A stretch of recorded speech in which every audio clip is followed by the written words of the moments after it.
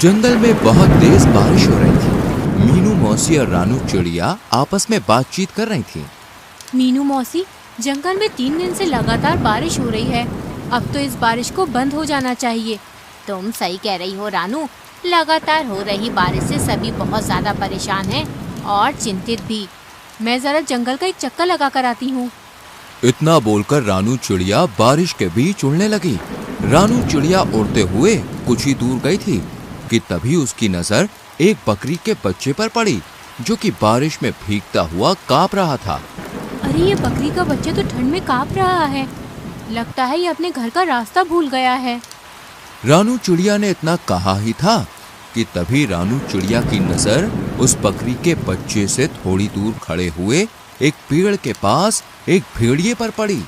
ये भेड़िया तो हमारे जंगल का मालूम नहीं होता, ये तो किसी दूसरे जंगल का लगता है। रानू चिड़िया उड़ते हुए भेड़िए के पास पहुंच गई। कौन हो तुम? मैं अपने जंगल के सभी प्राणियों को जानती हूँ। तुम तो इस जंगल के नहीं लगते। तुम सही कह रही हो, मैं इस जंगल का नहीं हूँ। मैं इस जंगल से गुजर रहा था कि तभी बारिश शुरू हो गई। बारिश से बचने के लिए मैं इस जंगल में रुक गया। जब बारिश बंद हो जाएगी तो मैं चला जाऊंगा। ठीक है। इतना बोलकर रानू चिड़िया उस बकरी के बच्चे के पास जाकर बोली, तुम यहाँ पर क्या कर रहे हो? तुम्हारी माँ कहाँ है और तुम्हारा नाम क्या है? मेरा नाम गोलू है। मैं बारिश में खेल रहा था, मगर खेलते खेलते बहुत दूर निकल आया और घर का रास्ता भूल गया। इतना बोलकर गोलू रोने लगा। तुम चिंता मत करो, मैं तुम्हें तुम्हारे घर ले जाऊंगी। मेरी माँ मना कर रही थी, लेकिन मैंने उनकी बात नहीं मानी।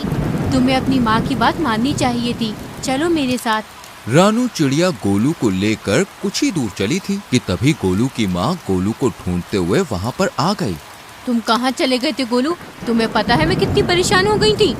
अपनी माँ को देखकर गोलू खुश होते हुए बोला, मैं आपकी अब हमेशा बात मानूंगा माँ। रानू चिड़िया गोलू की ओर देखकर बोली, अब तुम अपनी माँ के साथ घर चले जाओ और जब तक बारिश बंद नहीं हो जाती तब तक बाहर खेलने मत आना। गोलू अपनी माँ के साथ चला गया और रानू चिड़िया उड़ते हुए मीनू मौसी के पास जाकर सारी घटना बताने लगी। रानू चिड़िया की बात सुनकर मीनू मौसी बहुत गहरी सोच में डूब गई। मीनू मौसी, आप इतनी गहरी सोच में क्यों डूब गई? कहीं वो भेड़िया उस मासूम बकरी के बच्चे को नुकसान पहुंचाने की तो नहीं सोच रहा था ना? अरे नहीं मीनू मौसी, वो भेड़िया तो खुद डरा सहमा पेड़ के नीचे खड़ा हुआ था। बारिश बंद होने के बाद वो चला जाएगा। अगले दिन बारिश थम गई। रानू चिड़िया धूप का आनंद ले रही थी कि तभी मोनू चिड़िया वहाँ पर आकर रानू चिड़िया से बोली, अरे रानू, तुम यहाँ आकर बैठ गई हो और वहाँ पर बेचारी एक बकरी फूट फूट कर रो रही है। कौन सी बकरी फूट फूट कर रो रही है? मुझे नहीं पता। वह बेचारी अपने बच्चे को ढूंढती फिर रही है। उसका कहना है कि उसका बच्चा कल रात से घर से लापता है। चलो मेरे साथ। रानू चिड़िया मोनू चिड़िया के साथ तुरंत वहाँ पर चली गई। उसने देखा वह बकरी गोलू की माँ थी। रानू चिड़िया उसके पास जाकर बोली, क्या हुआ? तुम रो क्यों रही हो? कल मैं अपने गोलू को घर पर ले गई थी। सुबह जब मेरी आँख खुली तो वो घर से गायब था। मैंने पूरा जंगल छान मारा मगर वो कहीं नहीं मिला। तुम घबराओ मत, मैं अभी उसे तलाश करती हूँ। रानू चिड़िया गोलू को ढूंढने लगी। तभी उसकी नजर एक पेड़ के नीचे उसी भेड़िए पर जा पड़ी, जो कि आराम से लेटा हुआ था। रानू चिड़िया उस भेड़िए के पास जाकर बोली, क्या तुमने एक बकरी के बच्चे को कहीं देखा है? वही बकरी का बच्चा जो कल बारिश में भीग रहा था। मैंने किसी बकरी के बच्चे को नहीं देखा। वैसे तो तुम कह रहे थे कि बारिश होने के बाद तुम यहाँ से चले जाओगे। हाँ, चला जाऊंगा। तुम तो ऐसे बोल रही हो जैसे कि इस जंगल की राजा हो और यहाँ पर तुम्हारा ही अधिकार चलता है। अरे मेरी जब मर्जी होगी मैं यहाँ से चला जाऊंगा।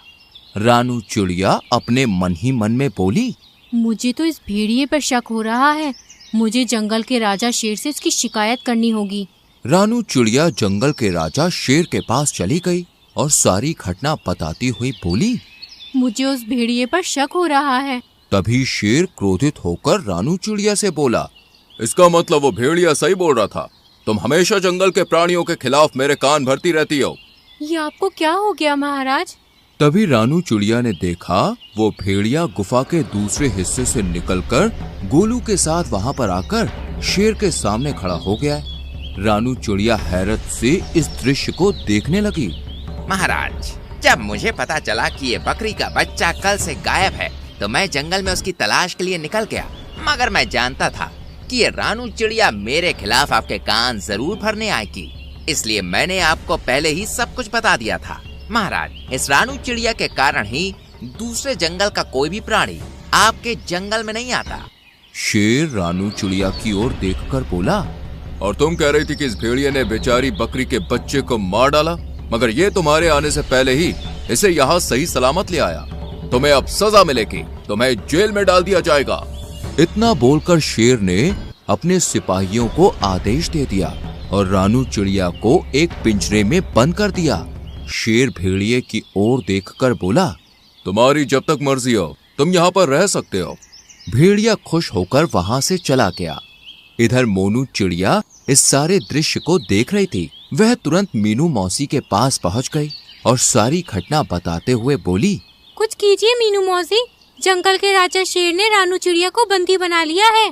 मीनू मौसी गहरी सोच में डूबते हुए बोली, जब रानू चिड़िया ने मुझे बताया था कि वो भेड़िया एक पेड़ के नीचे खड़ा हुआ उस बकरी के बच्चे को देख रहा था, मुझे तभी कुछ न कुछ गड़बड़ लग रही थी। जो भी हो, लेकिन आप कुछ भी करके रानू चिड़िया को उस पिंजरे से बाहर निकालिए। चिंता मत करो मोनू, हम दोनों को अभी फिलहाल कुछ नहीं करना, हमें सिर्फ उस भेड़िए पर गहरी नजर रखनी होगी। पहले हमें पता चलना चाहिए कि उस भेड़िए के दिमाग में आखिर चल क्या रहा है, आखिर ये कौन सा मकसद लेकर इस जंगल में आया है। मीनू मौसी और मोनू चिड़िया उस दिन से उस भेड़िए पर नजर रखने लगी।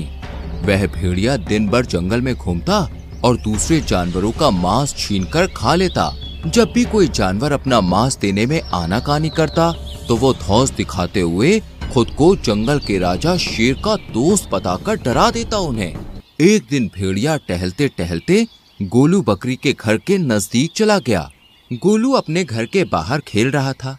भेड़िया उसे अजीब सी नजरों से देखने लगा, मगर उसे नहीं पता था कि मीनू मौसी उस पर नजर रख रही है। मीनू मौसी तुरंत ही मोनू चिड़िया की ओर देखकर बोली, जाओ जल्दी से महाराज को बुला लाओ। लेकिन महाराज क्या मेरी बात सुनेंगे? तुम्हें कैसे भी करके महाराज को यहाँ पर लाना है। मुझे इस भेड़िए के इरादे सही नहीं लग रहे और महाराज का यहाँ आना बहुत जरूरी है। मीनू मौसी की बात सुनकर मोनू चिड़िया सीधे उड़ती हुई जंगल के राजा शेर के पास पहुँच गई। यहाँ पर क्यों आई हो मोनू? महाराज, आपको अभी और इसी वक्त मेरे साथ चलना होगा। मुझे अब चिड़ियों पर भरोसा नहीं रहा। सोच लीजिए महाराज, कहीं ऐसा ना हो कि आगे जाकर आपको अपने फैसले पर पछताना पड़े। लेकिन तुम मुझे कहाँ ले जाना चाहती हो? आप मेरे साथ चलिए और आप अपनी आंखों से देख लीजिए कि मैं आपको क्या दिखाना चाहती हूँ। शेर राजा मोनू चिड़िया के साथ सीधा उस जगह पर चला गया। तभी मीनू मौसी शेर राजा के पास आकर बोली, महाराज, उस पेड़ के पीछे छुप जाइए और स्वयं अपनी आंखों से देख लीजिए।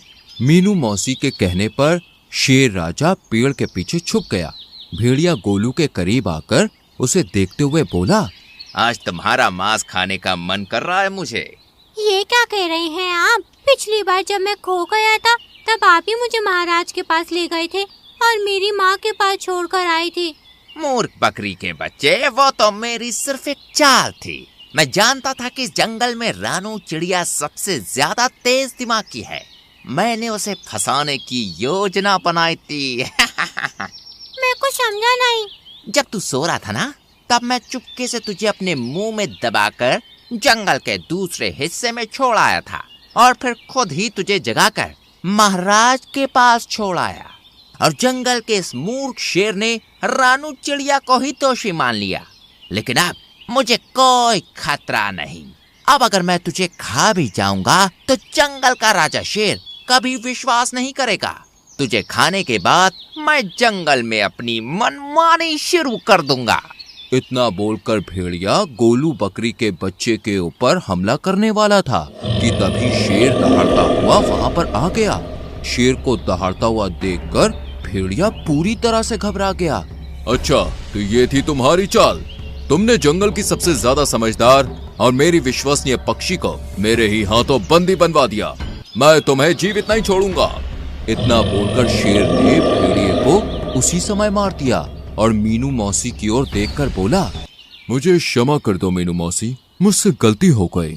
कोई बात नहीं महाराज, वो भेड़िया बहुत ही ज्यादा चतुर था और उसने अपनी चतुराई का फायदा उठाकर आपकी आंखों में विश्वास की पट्टी बांध दी थी।